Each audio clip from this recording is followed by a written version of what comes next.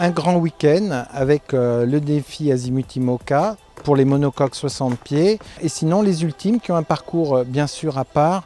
Ces bateaux très volages, très rapides, donc ils vont faire une autre boucle. Les marins vont partir en solitaire pour une belle navigation sous le soleil pour cette 4e édition.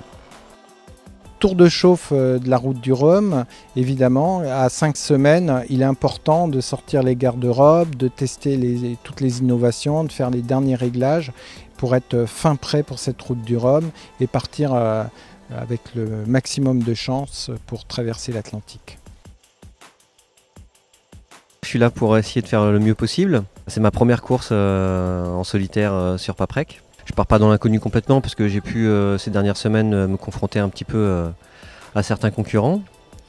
Donc je sais à peu près où j'en suis. Maintenant en mode course c'est différent. On a un parcours à respecter, des empannages, il y a un peu de stratégie aussi à faire. C'est aussi une bonne répétition pour toute l'équipe technique de remettre le bateau en configuration de départ comme pour la route du Rhum. Cette course elle tombe à pic souvent un mois et demi avant les grandes courses de l'année, qui était l'an dernier la Transat Jacques Vabre, cette année la route du Rhum. Donc on est en plein milieu de notre préparation et c'est bien d'avoir une petite évaluation quelque part, faire un petit état des lieux. Il y a encore plein de petites choses qu'on arrive à améliorer en ce moment, donc c'est bien, on essaie dans une dynamique de progrès jusqu'au départ du Rhum. Il y a des petits détails encore à affiner, à améliorer. Et c'est souvent dans les petits détails qu'on fait la différence, donc on essaie de rester concentré là-dessus.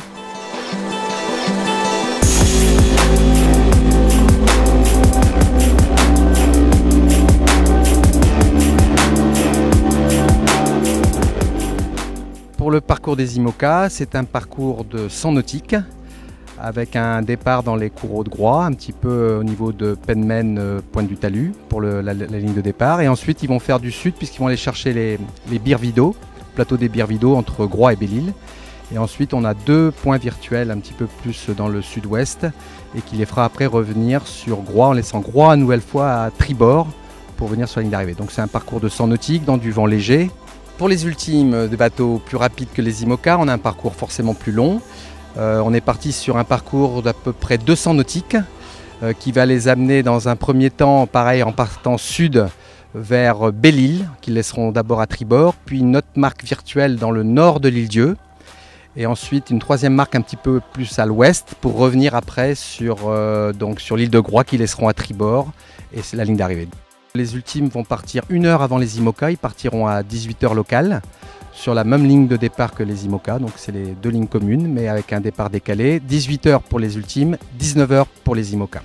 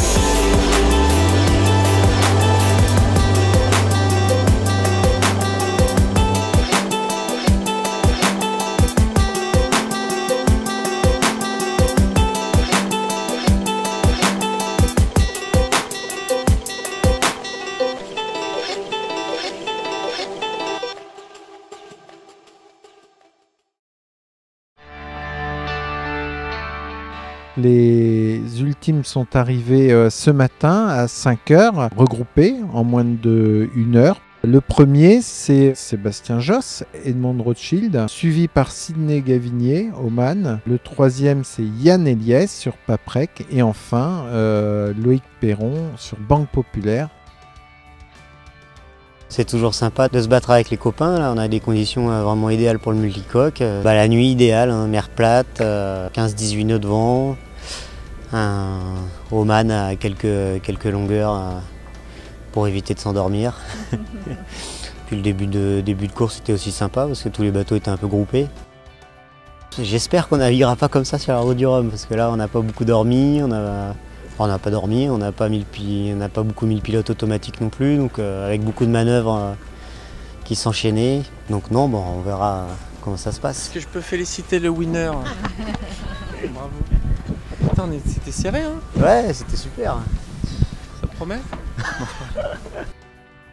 C'était une très belle course, c'est surtout étonnant de voir comme on a été serré. Les trois petits bateaux, là, on était vraiment en contact pendant longtemps. J'ai passé Seb Josse sous la dernière bouée avant de remonter au pré.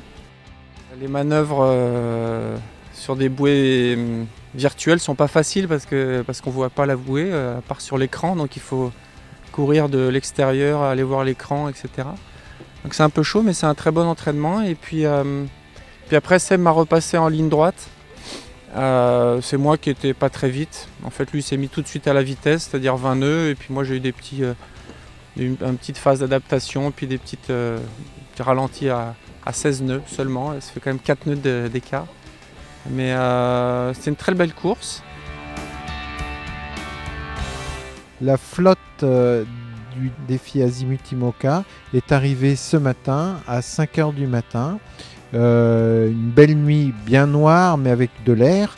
Donc le premier c'est Jérémy Bayou sur maître Cop, suivi de Marc Guimau, troisième Vincent Rioux PRB, quatrième Louis Burton Bureau Vallée, cinquième Armel Tripon.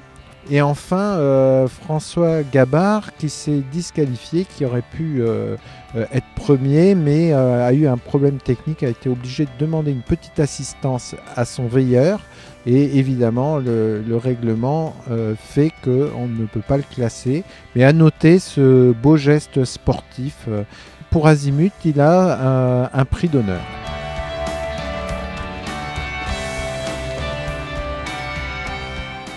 C'était très intense parce qu'on avait beaucoup de manœuvres. D'abord un envoi de spi, des empannages, un affalage de spi, envoyer le code 0, remettre le spi, affaler le code 0, affaler le spi, remettre le J1, rouler le J1, et après les virements de bord. Je peux te dire que j'avais plus de bras, que j'avais des crampes aux doigts, j'arrivais plus à ouvrir mes mains. En IMOCA, c'est du très très haut niveau, c'est très serré, donc c'est du sport et on se régale.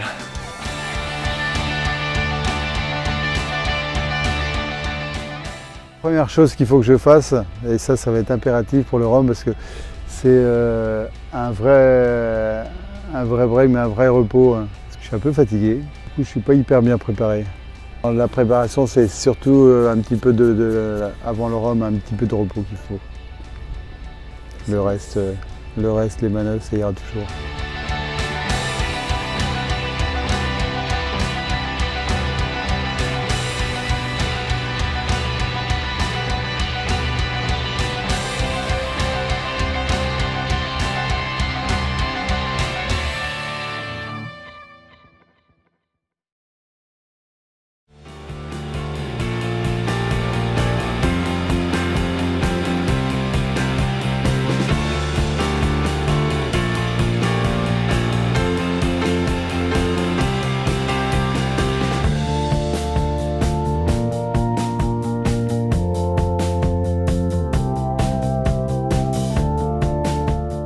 Aujourd'hui, la dernière journée du défi Azimut, c'était une journée qui était faite en deux parties puisqu'on avait un début d'après-midi avec des runs qu'on a réussi à faire avec un vent assez faible malgré tout, mais on a réussi à faire des passages pour tout le monde.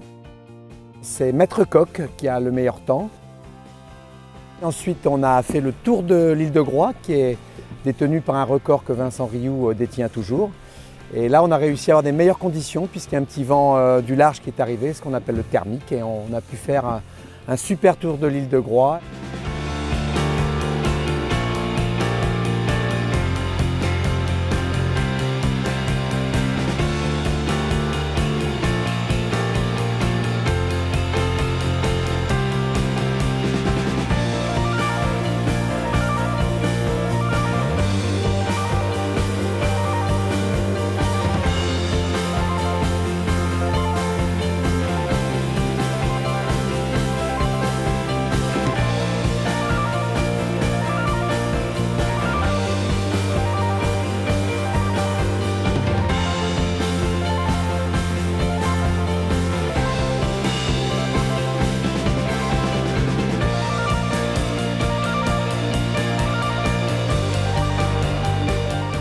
c'est Safran qui a pris l'avantage, suivi de Maître Coq de 1 minute 32 à peine. PRB en 3e position, 4e Massif, 5e For Humble Heroes et en 6e position Initiative Cœur. Et on attend juste dans quelques secondes Bureau Vallée. Belle journée aujourd'hui, un petit peu des conditions un peu molles en début de journée. Donc ils ont quand même permis de faire un run, mais c'est tout. Et puis après un départ, une belle bagarre jusqu'à la pointe de Penmen avec les autres bateaux. C'était vraiment intéressant, très, très sympa. Et ce qui est bien pour nous, c'est que, pour la petite histoire, c'est la dernière course qu'on fait en équipage sur ce bateau, avant l'arrivée du nouveau en début 2015. Donc là, c'était pratiquement 80% de l'équipe, de mon équipe qui était à bord aujourd'hui, donc ça fait vraiment plaisir. On termine par une belle première place, bien gagnée et sans détail. Et donc ça conforte la première place qu'on avait eue à l'Azimut l'année dernière. Donc on est très content et puis c'est bien d'attaquer la route du Rhum avec une victoire, même si ce n'est pas un championnat du monde. Gagner l'Azimut, ça fait du bien à tout le monde. Enfin, en tout cas à notre équipe. Défi Azimut 2014, 4e édition. Donc du beau temps évidemment, des skippers extrêmement contents, une vraie fête de la voile avec des skippers qui étaient très concentrés dès lors qu'ils étaient sur leur bateau. Ils ont tous quand même fait une bonne liste on va dire de réglages ou de petites choses à régler avant cette route du Rhum quand même, et qui n'oublient pas leur objectif de l'année, donc c'est de bien figurer sur la route du Rhum. Et il y a encore du boulot à peu près sur tous les bateaux. Par contre, on se rend compte que c'est serré. Rien n'est fait pour cette route du Rhum. On a échangé avec les skippers, avec partenaires, bien sûr OSM, IMOCA et Ultime aussi, qui voudraient faire un format l'année prochaine. Donc c'est clair qu'il va y avoir une édition 2015 très forte, parce que tout le monde le souhaite. Continuer cette grande fête où on est sérieux mais sans se prendre la tête et sans se prendre au sérieux.